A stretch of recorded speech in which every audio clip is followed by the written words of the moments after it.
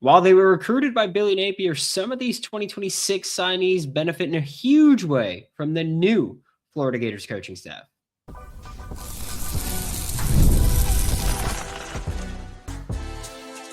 You are Locked On Gators, your daily podcast on the Florida Gators. Part of the Locked On Podcast Network, your team every day.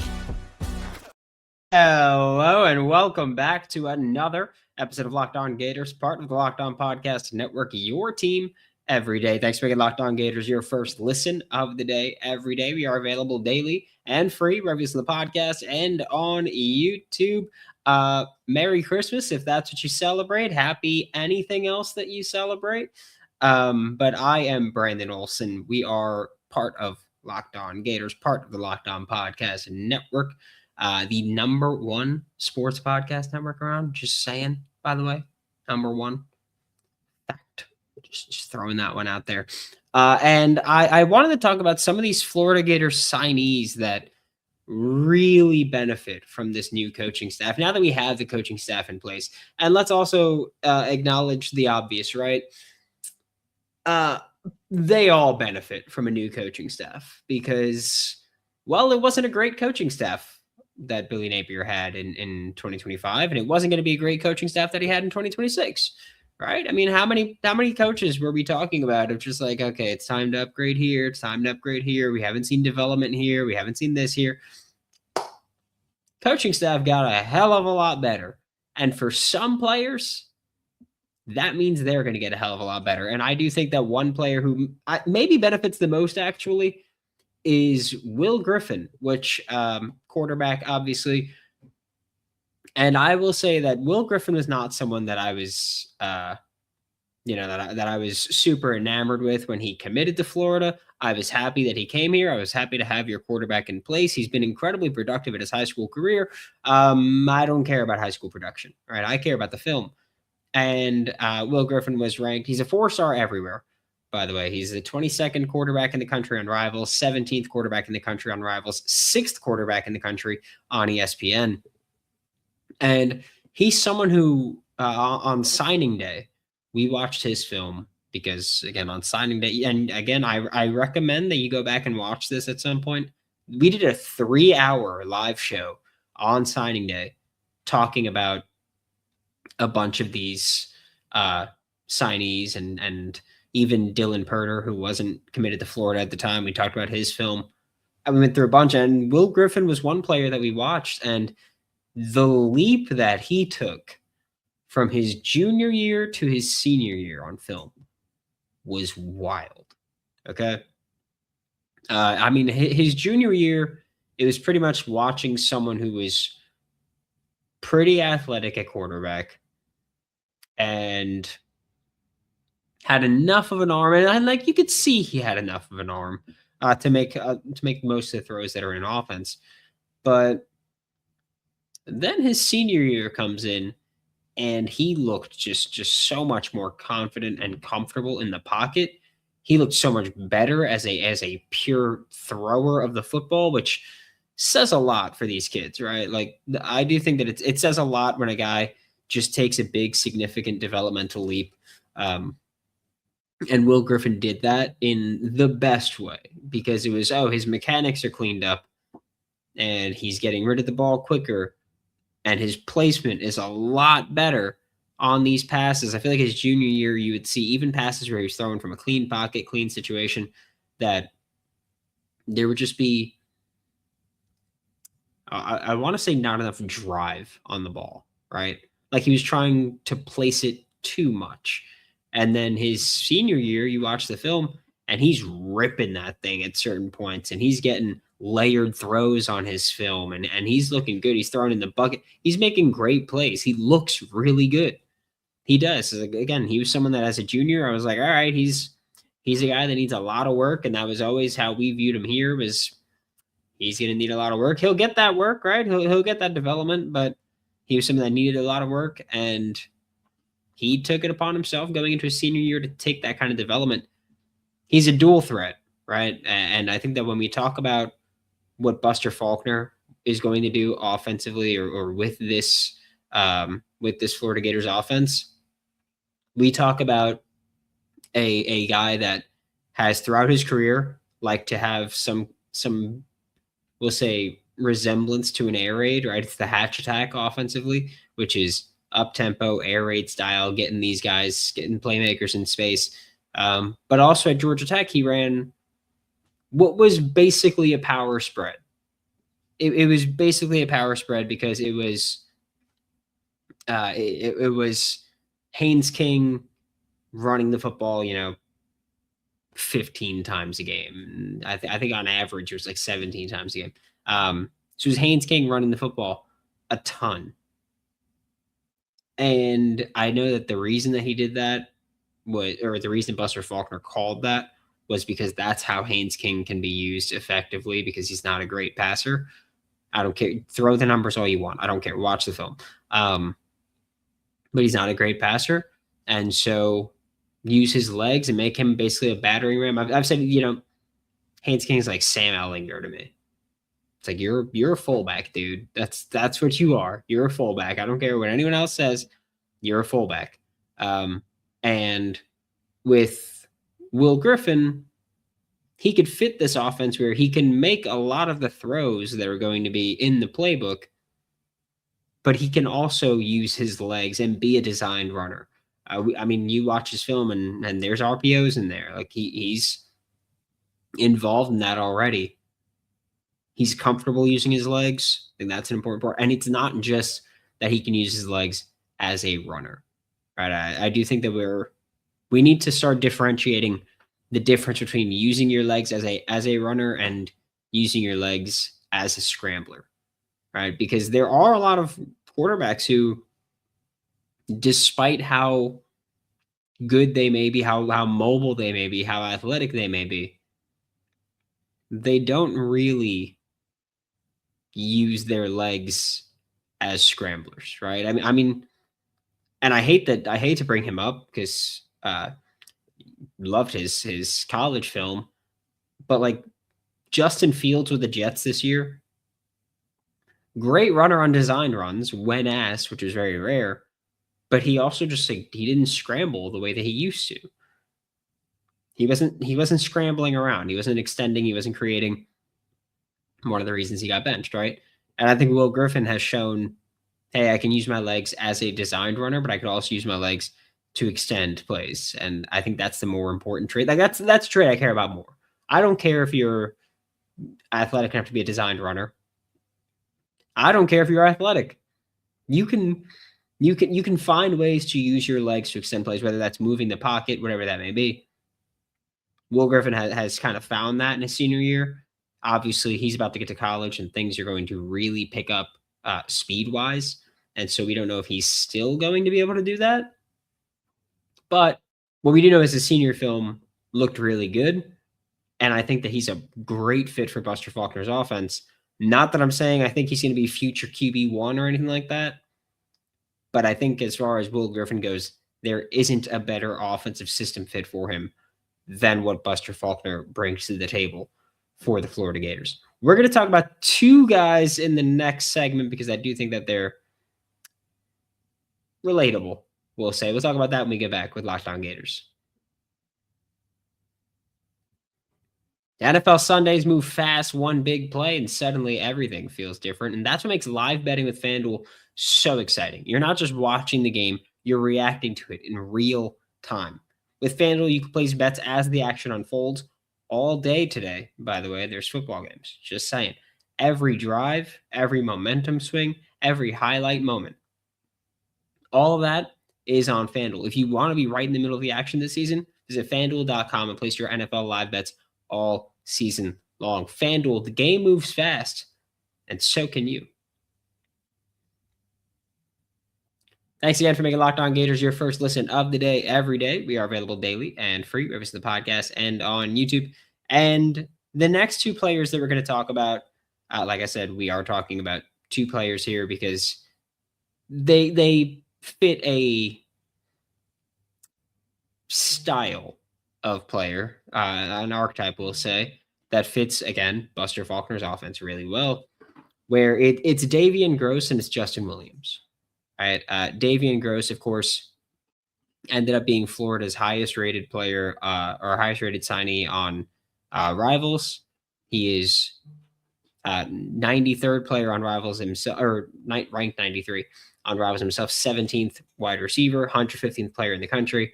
On 24/7, he's a 52nd ranked player in the country, and on ESPN, he's a 44th ranked player in the country, second receiver in the country on ESPN. ESPN a lot higher on a lot of Florida commits than I think the other recruiting services are. So I think we're going to start using ESPN, right? Yeah, that'll help us there. That's Davion Groce, of course, from Texas. And then you got Justin Williams, who set all kinds of records in Gainesville. Also, want to make that one clear. On Rivals, he is the 157th ranked player. On 24/7, he is the 193rd ranked player. And on ESPN, he's the 207th ranked player. So far, the first place that we've looked at that's lower on, that ESPN is lower on a player than anyone else is right now. And both these guys are listed at 190 pounds, right? But Davion Groce is listed at 6'1". Justin Williams is listed at 5'11". And both of these players are a wide receiver, running back, hybrid, gadget.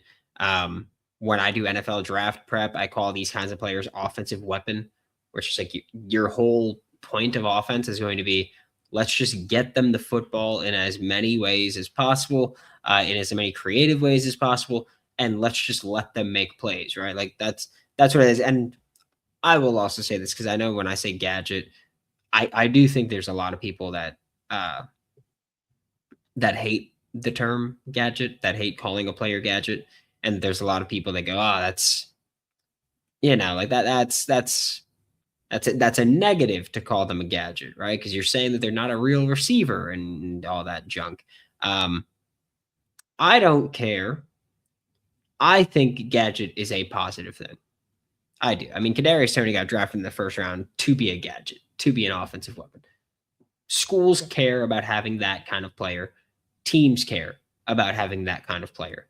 And I think for Florida, it's going to be really interesting, and it's awesome to get two gadgets in one class.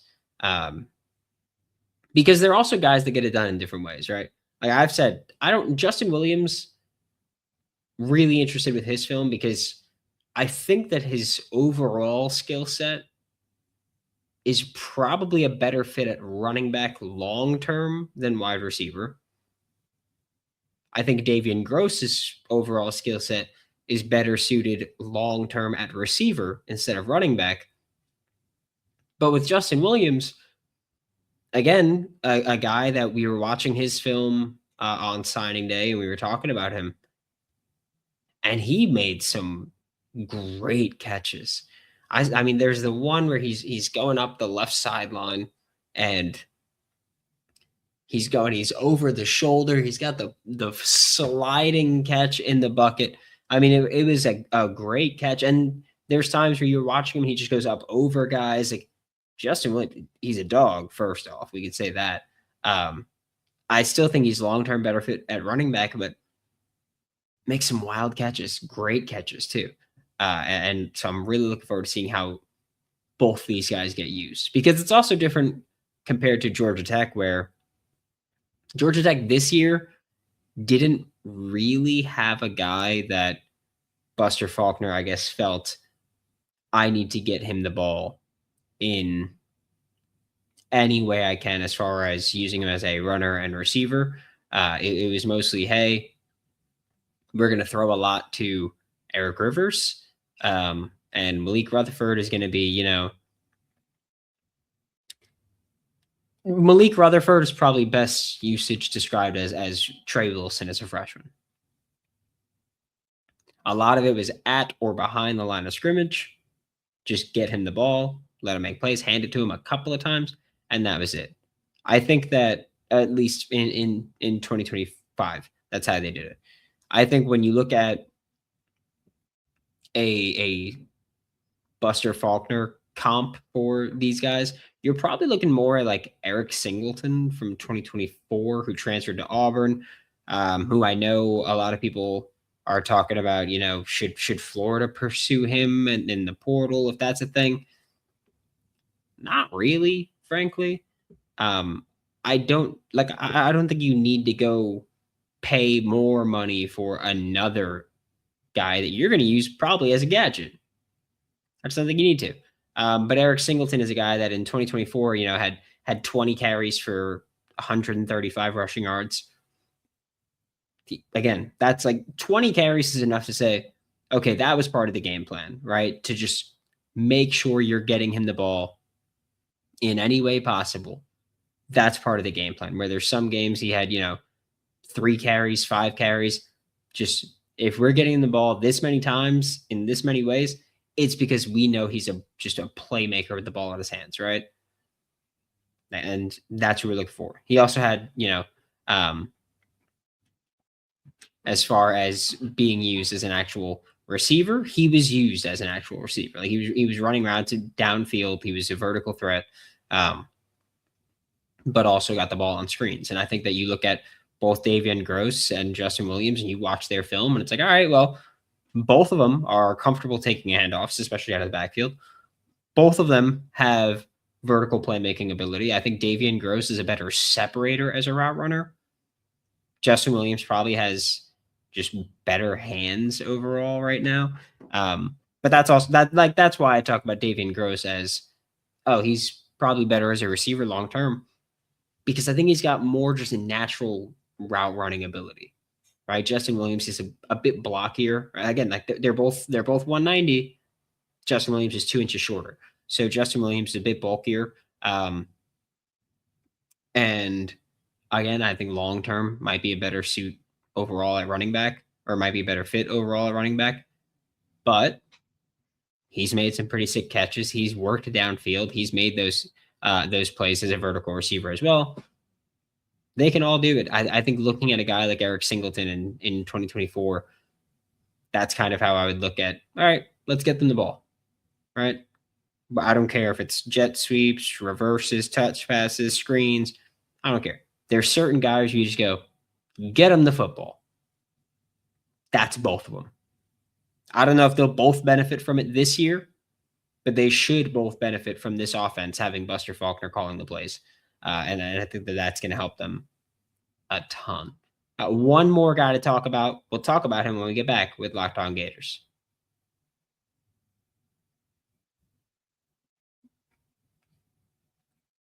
The final player to talk about on Locked On Gators to wrap up today's show is offensive tackle Tyler Chukium.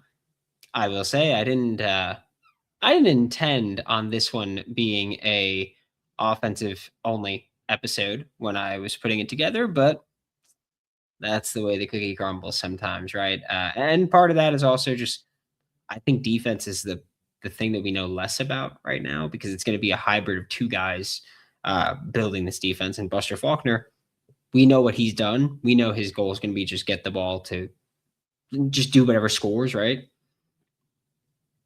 It's easier to pinpoint that. But also Tyler Chukium, not so much to do with Buster Faulkner when I talk about how he benefits from this coaching staff, right? I've been very open since Florida was pursuing Tyler Chukuyem that kid is a dude.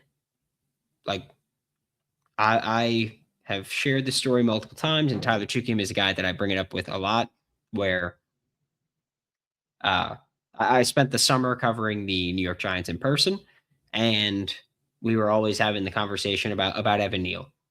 Is he going to be a tackle? Is he going to be a guard? For a lot of the spring and summer, we weren't really fully sure of that. It was, hey, they're toying with the idea of moving him to guard, but we weren't really sure, and he wasn't practicing, so we couldn't confirm it. And then eventually it got confirmed, and Jermaine Illuminor, right tackle for the Giants, dude, by the way, he was talking about how, it used to be about arm length and height to play tackle. Now they care more about, do you have the footwork to operate in space, right? Because and I've tried to show this during signing day, that when you're an offensive tackle, right, and you have to pass block, you're going to drop into your set, and you've got these edge rushers that have insane first steps, and they're trying to get around you, right? And they're trying to get outside you and around you that way. And so you have to be able to drop and get in front of them. But the good edge rushers, at least, will say, when you are able to cut them off outside, some of them will continue to go outside, and some of them will engage with you and try to use some kind of move on you, right? A pass rush move. But there are some guys where once they get you wide, once they get you to widen out and you're in space, you're on an island at that point, they break an inside counter move. And so you need the footwork and patience to be able to take that initial wide attack, but then also be able to readjust and be able to get in front of them when they run that inside counter. And that's a thing that I have now made a that, again, not necessarily the inside counter stop, because you don't see that a lot in high school film, but having the footwork to say, okay, he should be able to stop that. He should be able to get in front of that, or he's got the athletic ability to be able to play on that island and to be able to operate there. And when I watch Tyler Chukuyem's film, I do see that, right?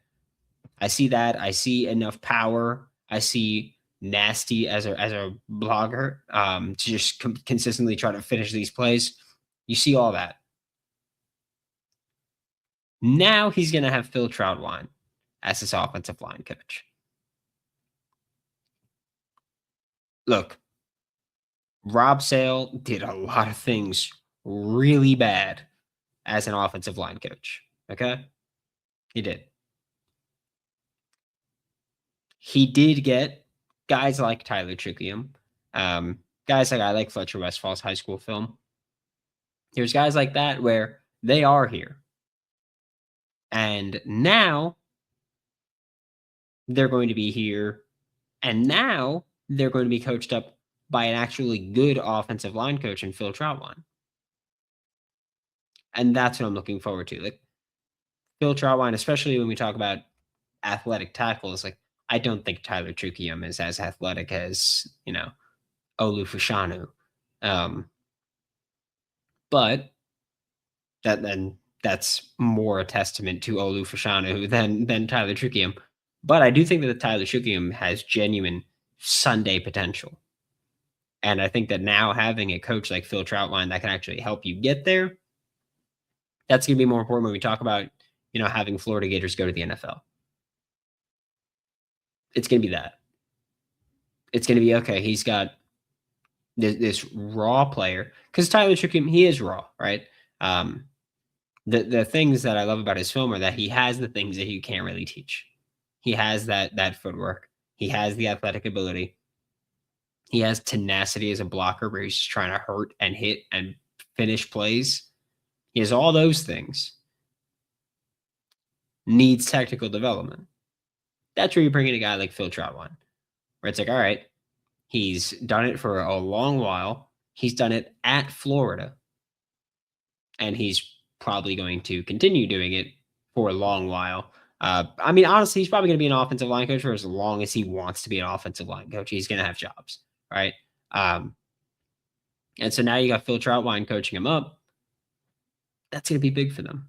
That's going to be big for Tyler Chukuyem to get that development.